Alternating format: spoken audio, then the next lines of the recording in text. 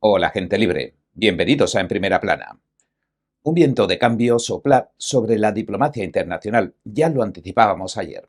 Hoy el presidente de Estados Unidos, Donald J. Trump, propone un nuevo organismo que podría acabar redefiniendo la mediación internacional en el largo plazo. Su Junta de Paz en Gaza ampliaría sus poderes, sus autoridades, tanto que ya se escuchan en los pasillos de la política mundial expresiones como adiós a la ONU.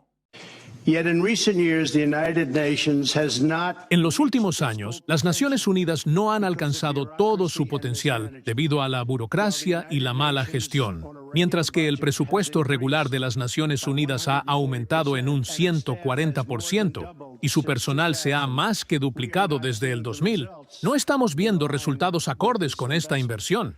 En un movimiento que ha captado la atención de la política mundial, el comandante en jefe estadounidense propone la creación de una Junta de Paz Global que, según los documentos que ha revisado The Wall Street Journal, podría acabar reemplazando las funciones que históricamente ha ejercido la ONU.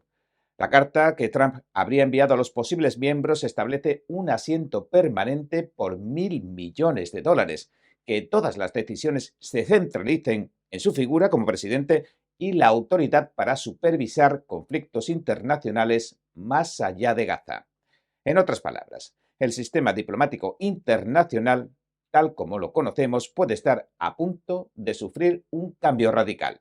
Alrededor de 60 gobiernos han recibido invitaciones para formar parte del organismo en cuestión. Entre los primeros que han aceptado se encuentran Hungría, Marruecos y Kazajistán.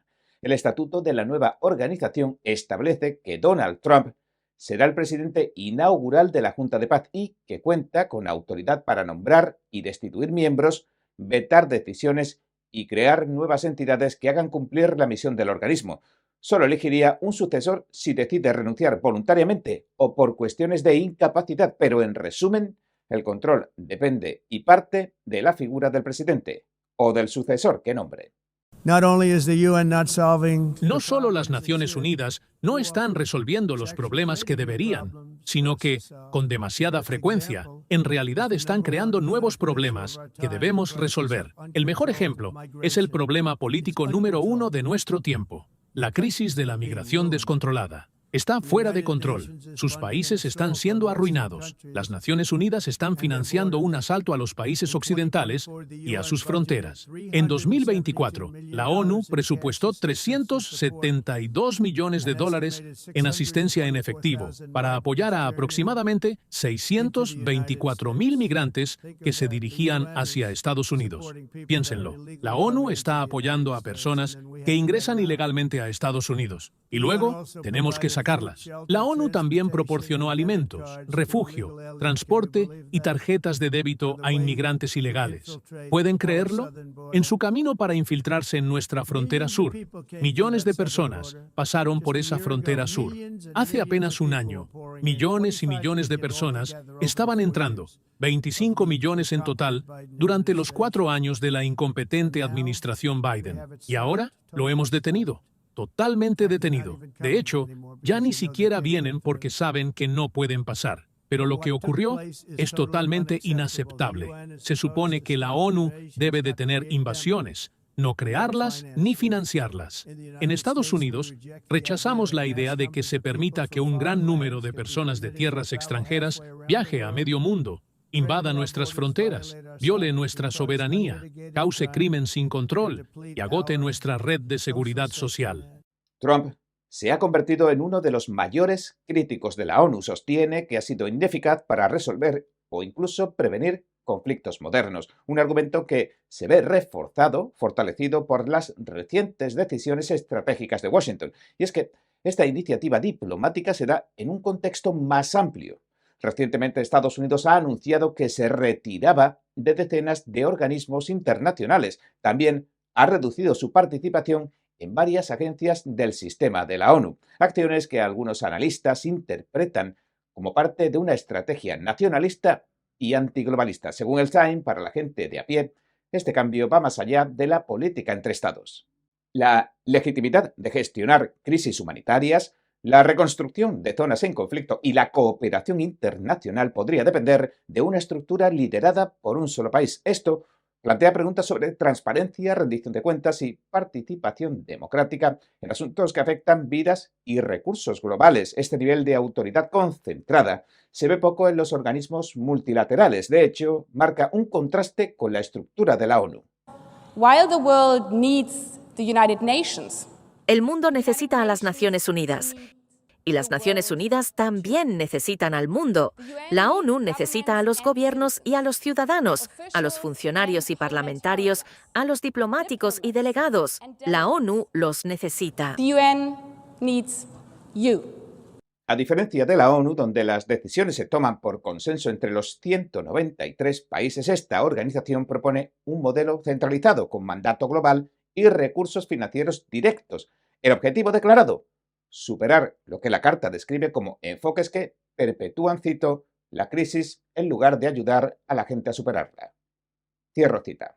Según el borrador del estatuto enviado a gobiernos de todo el mundo, esta Junta de Paz invita a los países a participar inicialmente en un mandato de mediación de conflictos con un término de 3 años. Sin embargo, los países que aporten 1.000 millones de dólares asegurarían un asiento permanente con un voto por nación, sujeto igualmente a la aprobación final del presidente de los Estados Unidos. Claro, el documento describe que un país puede asegurar un asiento permanente mediante una contribución de 1.000 millones de dólares, decimos. Es decir, el liderazgo global se vincularía directamente al aporte económico en lugar de la representación equitativa entre estados. Algunas potencias como Francia y Reino Unido muestran cautela, estarían evaluando las implicaciones de este modelo centralizado. Las autoridades españolas, por su parte, dicen que expertos en relaciones internacionales señalan que iniciativas como esta reflejan que el multilateralismo está en plena crisis y que hay cada vez mayor tendencia al soberanismo y a las políticas nacionalistas en todo el mundo, con Estados Unidos, como no, como máximo exponente. Esto estaría perjudicando la cooperación, dicen, y los sistemas de gobernanza compartidos. Según la agencia de noticias rusa, la TASS, algunos analistas sostienen que la Junta de Paz no pondría fin a la ONU como institución. Sin embargo, podría socavar su autoridad y eficacia si los países más poderosos comienzan a migrar hacia estructuras alternativas y hablan de un claro peligro. Esta división, dicen, del sistema internacional, esta fragmentación puede debilitar las normas establecidas por la Carta de las Naciones Unidas y llevar al surgimiento de bloques diplomáticos rivales en lugar de un foro global unificado. La ONU ha funcionado como un foro multilateral desde su creación en 1945, resuelve conflictos y coordina esfuerzos humanitarios. Posee un sistema de veto compartido entre los 5 países permanentes del Consejo de Seguridad. La Junta de Paz rompe este esquema, propone decisiones centralizadas en un solo líder y financiamiento según las contribuciones individuales en lugar de igualdad de votos. Los analistas del European Council on Foreign Relations señalan que esta concentración de autoridad no tiene precedentes en la diplomacia global. Mientras tanto, la comunidad internacional se encuentra ante un nuevo dilema: integrarse al nuevo organismo o preservar el sistema multilateral tradicional. La presentación oficial de la Junta de Paz se hará durante el Foro Económico Mundial en Davos, donde Trump también discutirá su agenda económica. El contexto es de tensión internacional, con temas que van desde la adquisición de Groenlandia hasta los aranceles. Ayer explicamos en profundidad todo lo que se espera de este foro del que Trump lleva años ausentándose, pero donde esta semana llegará con la mayor delegación que ha enviado jamás Estados Unidos. Así que la apuesta de los norteamericanos este año es enorme, pero ya lo explicamos ayer en profundidad, así que hoy no volveremos a repetirlo. A su llegada, Trump, se espera, dará un discurso y empezarán algunas reuniones bilaterales. Después, la ceremonia en que anunciará la Junta de Paz, que marcará la fase 2 del acuerdo del alto el fuego en Gaza, que gestionó al comienzo Estados Unidos. La Junta de Paz introduce un modelo de gobernanza global que desafía el sistema internacional: autoridad centralizada, financiamiento privado ligado a participación y decisiones estratégicas concentradas en un líder. Esto contrasta con la ONU, que funciona bajo principios de igualdad soberana de los estados y consenso multilateral. Expertos en relaciones internacionales advierten que, si se implementa plenamente, la iniciativa redefiniría cómo se toman las decisiones sobre paz y de seguridad en todo el mundo. El documento dice, y abro cita: la Junta de Paz es una organización internacional que busca promover la estabilidad, restablecer una gobernanza confiable y legítima y garantizar una paz duradera en áreas afectadas o amenazadas por conflictos.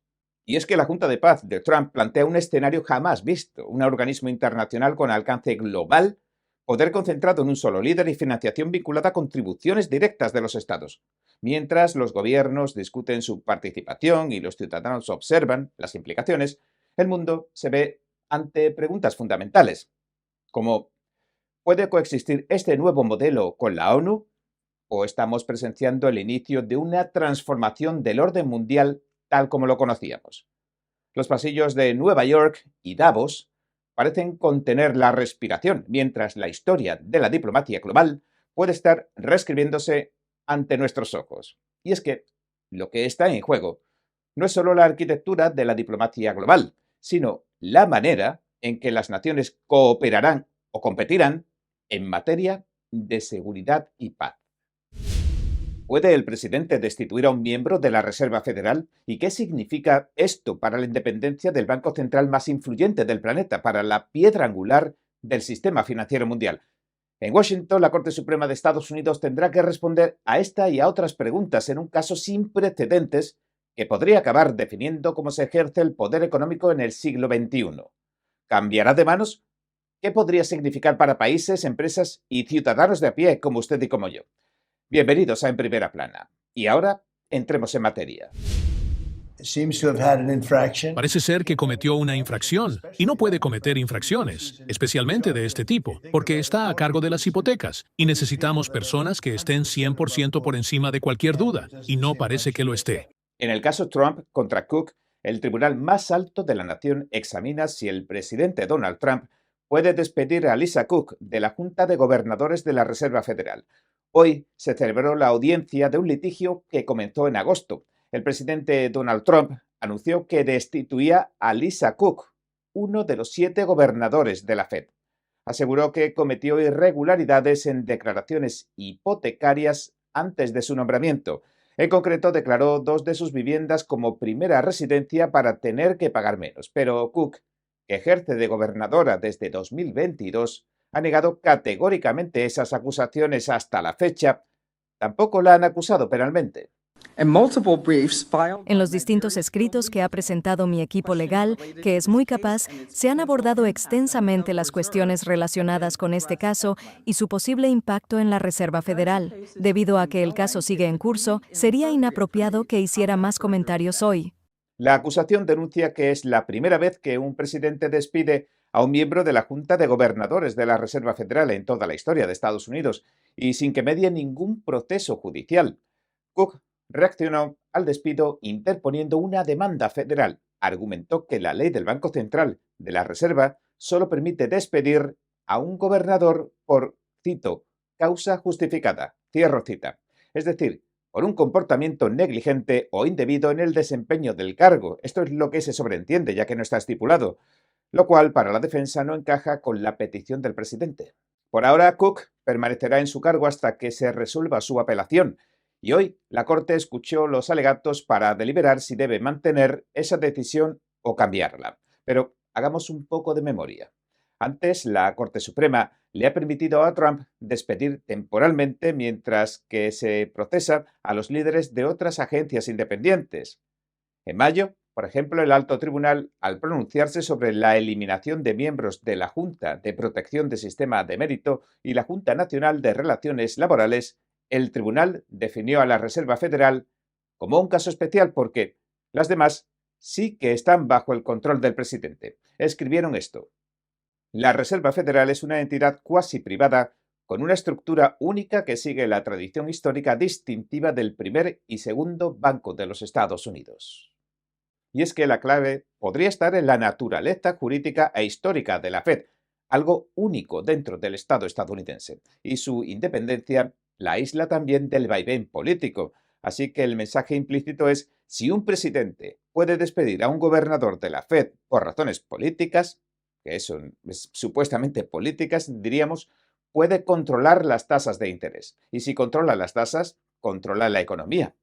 En resumen, el Banco Central estadounidense se diseñó deliberadamente para que quedara fuera del control directo de cualquier presidente. Según se dice, es una tradición que se remonta a los primeros años de la República.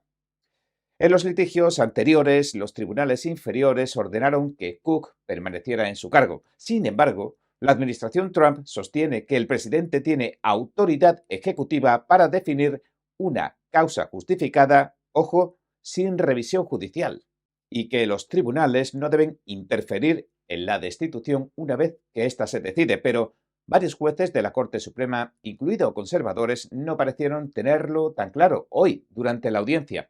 El obstáculo que está encontrando el gobierno y al que se agarra la defensa es que destituir sin proceso podría dañar la independencia de la Fed, hacerla desaparecer. A fin de cuentas, si Trump logra deponer a Cook, podría nombrar a otra persona también para llenar su puesto, y esto le daría a sus designados una mayoría en la Junta de Gobernadores de la Fed y una mayor influencia sobre las decisiones del Banco Central en cuanto a tasas de interés y regulaciones bancarias. La independencia de la Reserva Federal, su capacidad para fijar tasas de interés y dirigir la política monetaria sin control directo de la Casa Blanca, es un principio que data de su creación en 1913. Esta autonomía se considera vital para la estabilidad económica y la confianza internacional en el dólar estadounidense. El meollo de la cuestión es que los cambios de gobierno no puedan influir en las decisiones financieras del país. Para preservar esa independencia, el Congreso ajustó mecanismos legales que limitan la destitución de sus gobernadores. Pero ahora el caso examina qué significan realmente esos límites y si el presidente puede eludirlos. En un movimiento inusual, el presidente de la Reserva Federal, Jerome Powell, asistió a la audiencia como observador, lo que refleja la importancia institucional de este caso. Algunos observadores lo interpretan como un gesto de solidaridad con Cook y un símbolo de lo que está en juego, la capacidad del Banco Central de actuar con independencia. El secretario del Tesoro de Trump, Scott Bessent, sin embargo, que siempre había pacificado las aguas entre Trump y Powell, recordemos, cambiaba ayer el tono de su discurso después de enterarse de que Powell asistiría a la audiencia. Jay Powell ha anunciado que va a asistir, y creo que eso es un error, porque si estás intentando no politizar la Fed, que el presidente de la Fed esté sentado allí tratando de poner su pulgar en la balanza es un error grave. Powell ha sido objeto de una investigación criminal abierta por el Departamento de Justicia. Es un hecho extraordinario para un presidente de la Fed. Se sospecha que mintió en su testimonio ante el Congreso sobre el precio de las reformas en la sede de la Reserva Federal. Falso testimonio. Y ya hablamos en profundidad de esto en uno de nuestros programas anteriores. Cientos de millones en sobrecostos a los que calificó, sin embargo, como reformas menores. Les sugiero que lo vean si quieren informarse bien de este asunto. No obstante, Powell ha calificado la investigación en su contra como un pretexto con el que Trump atosiga al Banco Central para que siga sus órdenes. Esta acción sin precedentes debería verse en el contexto de una administración que amenaza y presiona. Esta nueva amenaza no trata de mi testimonio de junio o de la reforma del edificio de la Reserva Federal. El presidente Trump ha acusado repetidamente a Powell y a la Fed de no bajar las tasas de interés con la rapidez o magnitud que él considera necesaria para estimular la economía, pese a que el Comité de Política Monetaria de la Fed ha recortado la tasa en varias ocasiones durante 2025, pero para Trump esos recortes son insuficientes. No parece estar contento con Powell. Por fin, he instruido a instituciones respaldadas por el gobierno a comprar hasta $200,000 millones en bonos hipotecarios para bajar las tasas de interés. Y, en un futuro no muy lejano, anunciaré un nuevo presidente de la Fed. Creo que hará muy bien su trabajo. Todos los que entrevisté son geniales. Todos podrían hacer un trabajo fantástico. El problema es que cambian una vez que consiguen el puesto. Sí, te dicen todo lo que quieres escuchar y consiguen el puesto. Están seguros por 6 años. Y de repente, cuando les digo, subamos un poco las tasas, dicen, preferimos no hablar de esto. Es increíble cómo la gente cambia una vez que tiene el puesto. Hoy, durante los alegatos orales, los magistrados de la Corte Suprema, tanto conservadores como liberales, manifestaron dudas sobre la postura del gobierno de que no exista revisión judicial ni derecho a debido proceso para Cook. Uno incluso advirtió que aceptar tal argumento podría debilitar, si no destruir, la independencia de la Reserva Federal. La administración insistió en que no se trata de la independencia del gobierno, de la Reserva, perdón, sino de falta de fiabilidad, de confiabilidad. Pero bien es verdad que la reputación de autonomía del Banco Central se valora como un pilar para la confianza del mercado, tanto en Estados Unidos como en los mercados globales. Y agencias de calificación como Fitch han señalado que un debilitamiento de esa independencia sería negativo para la calificación crediticia del país. El presidente dice que jamás ha habido tal volumen de inversiones millonarias en Estados Unidos en toda su historia. La Corte Suprema ahora deberá decidir si Cook puede permanecer en su cargo mientras su caso se tramita, pero los más críticos con la administración aseguran que deben mantenerse los límites legales que se establecieron hace más de un siglo y que ninguna presión política debería derribarlos. Si el tribunal falla en contra de Cook, los expertos judiciales también advierten que podría abrirse la puerta a que futuros presidentes reemplacen a los miembros de la Fed por motivos políticos. Y esto, por supuesto, debilitaría la autonomía técnica del Banco Central. Dos poderes, ejecutivo y judicial, chocan y dos principios, poder político y autonomía técnica, se debaten en el corazón del sistema económico global, mientras el Tribunal Supremo sopesa argumentos legales y de política pública.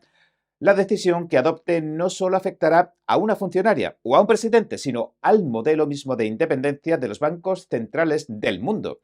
La manera en que se resuelva este caso podría reconfigurar no solo la política monetaria estadounidense, sino también la percepción internacional sobre la separación entre política y economía. Y bueno, hasta aquí dejaremos nuestro informe de hoy. Si le gustó, por favor, no olvide darle a me gusta, suscribirse y compartirlo. Gracias por ver En Primera Plana. Nos vemos mañana.